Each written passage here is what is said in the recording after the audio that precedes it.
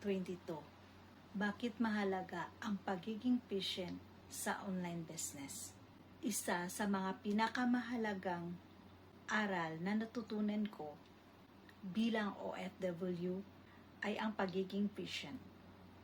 Sa online business, hindi lahat ng resulta ay agad makikita.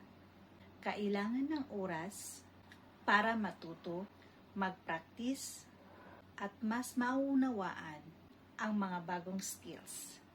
Huwag mawalan ng pag-asa kung mabagal ang progress.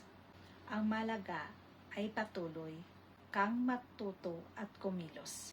Tandaan, ang tagumpay ay bunga ng tiyaga, consistent, at tamang proseso.